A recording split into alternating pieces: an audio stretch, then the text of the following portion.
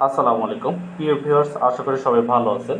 কিভাবে একটি পিকচারকে রিসাইজ করতে হয় সেটা সম্পর্কে আজকে আমরা দেখব।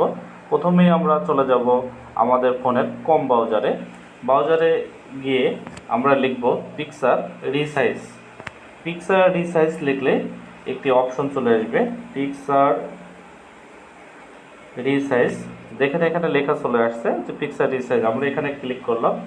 ক্লিক করার সাথে সাথে এখানে পিকচার রিসাইজ বেশ কয়েকটি ওয়েবসাইটের লিঙ্ক চলে আসছে। আমরা এখানে প্রথমে picture resize, pop resize, edit image online for free, এই অপশনটাতে আমরা ক্লিক করব। ক্লিক করলে আমরা কিন্তু পিকচার রিসাইজের জন্য আমাদের পরবর্তী ধাপে আমরা চলে যেতে পারবো। আপনারা আপনাদের পছন্দের যে পিকচারগুলো রয়েছে সেগুলো চাইলে কিন্তু আপনারা বিভিন্ন সাইজে রিসাইজ করতে পারেন। এখন রিসাইজ করার প্রয়োজন হয় কেন? বিভিন্ন গভর্নমেন্টের বিভিন্ন জায়গায় পিকচার রিসাইজ করতে হয়, ছোট বড় হলে সেগুলো রিসাইজ করতে হয়। আমরা আমাদের পিকচার ফাইল থেকে আমরা একটা পিকচার নেব।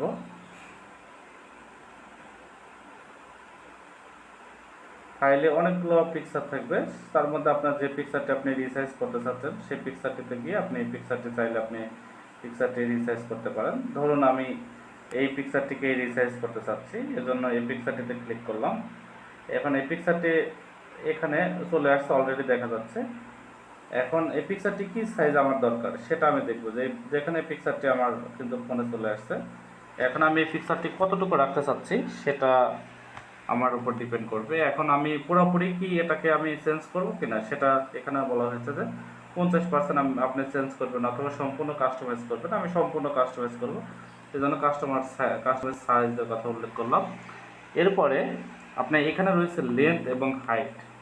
আপনি এই পিকচারের জন্য লেন্থ কতটুকু দিবেন, এখানে ওয়াইড কতটুকু দিবেন সেটার কথা বলা হয়েছে। আমি সাপোজ আমি পিক্সেলের লেন্থ এবং ওয়াইড দেব, এর জন্য আমি এখানে ক্লিক করলাম। এখানে সাপোজ আমি 300 দিলাম।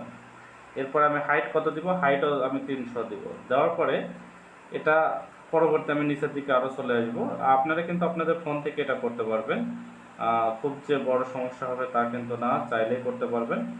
এরপরে আমরা জেপিজি, জিআইএফ, পিএনজি আমরা কোনটাতে করব? আমরা সাধারণত জেপিজিতে আমাদের বেশি প্রয়োজন হয়।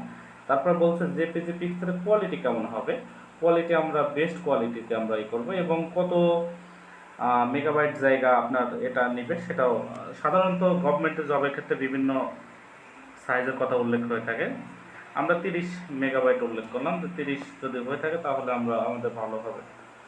আমরা 30 উল্লেখ করব।